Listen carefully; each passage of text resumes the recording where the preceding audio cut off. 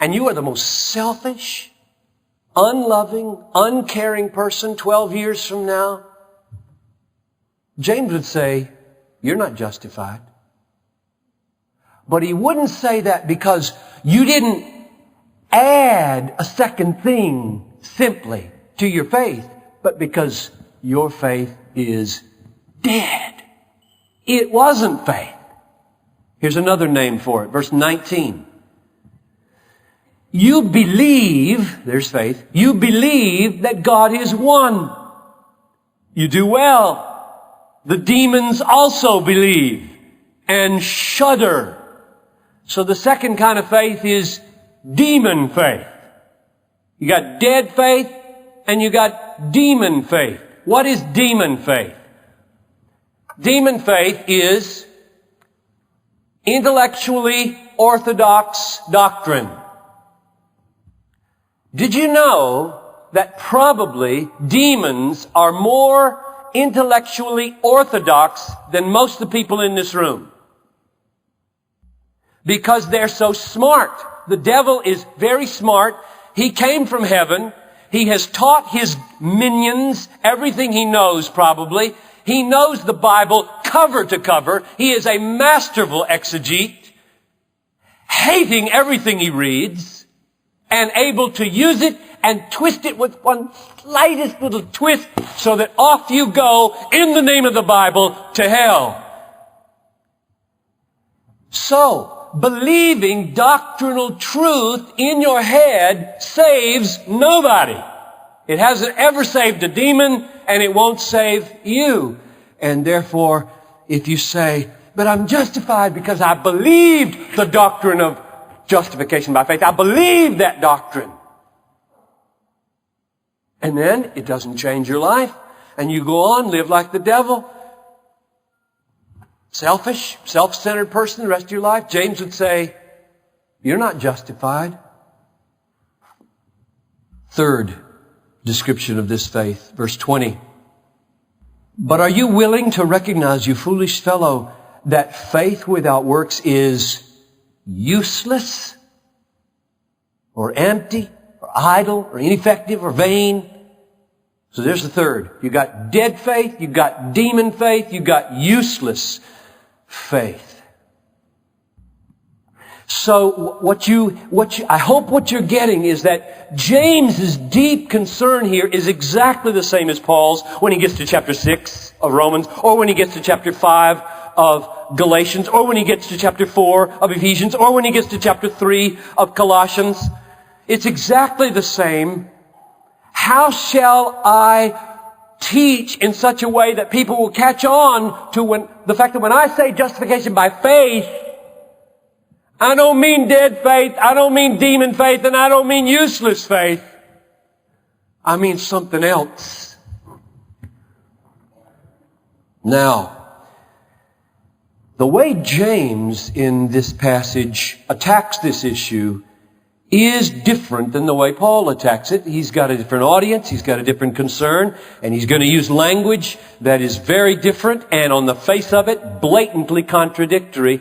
And you've got to decide whether the different angle, the different audience, the different concern, and the way he's coming at it is in fact contradictory or not. I don't think it is, but let me try to walk through it with you in the use of Abraham. Both of them use Abraham. All right. Last week we saw Abraham, Romans chapter 4, verses 1 to 5. Abraham becomes the issue. In fact, he's the issue all through chapter 4. How did Abraham get right with God?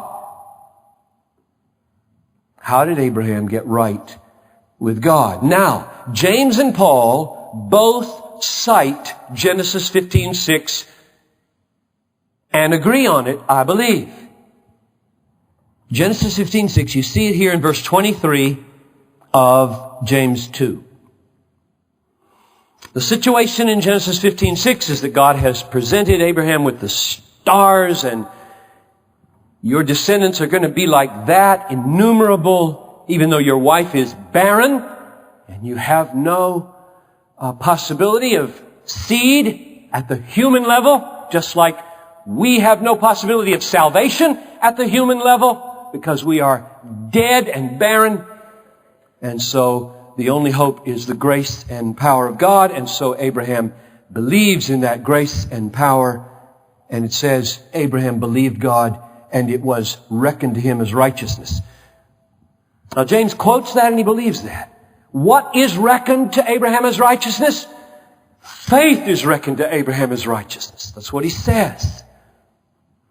So, Paul and James agree. Let's use Genesis 15:6 to prove that Abraham is reckoned righteous apart from works by faith alone. James might be wiggling in his chair right now. Oh, well, no, I don't know if I want to say that, because whenever I say that in my church, people always take me to mean something else. So I'm going to say it differently. But what does he do? Here's what he does. He keeps reading in Genesis. He gets to chapter 22. Chapter 22, verse 1 of Genesis says, God tested Abraham. Tested Abraham. What was he testing? He was testing the faith of Genesis 15:6 by a command to offer up his son. And now James takes that up to see whether or not Abraham will prove his faith. And he says that in the proving of it, he was justified by works. That's what he says. Now, what does he mean by that?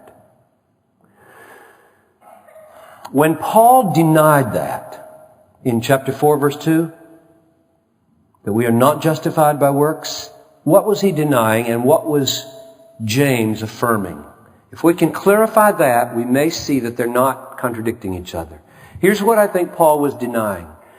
Paul was denying that a man is justified by works in the sense that those works are the merit by which God rewards him or pays him the wage of justification at the beginning of the Christian life. I don't see anything in James that says he disagrees with that. That at the beginning of the Christian life, when God looks down and decides whether to pronounce you now guilty or not guilty, forgive your sins or acquit you or take away your condemnation, at that moment, at the beginning of the Christian life, Genesis 15:6 holds sway. Abraham believed God, and it was reckoned to him. That faith was reckoned to him as righteousness. But when Paul says that, he's not changing Galatians 5:6, that the faith that justifies works itself out through love, proves itself through love. What does James mean? How does a person get right with God? For James, I think the same.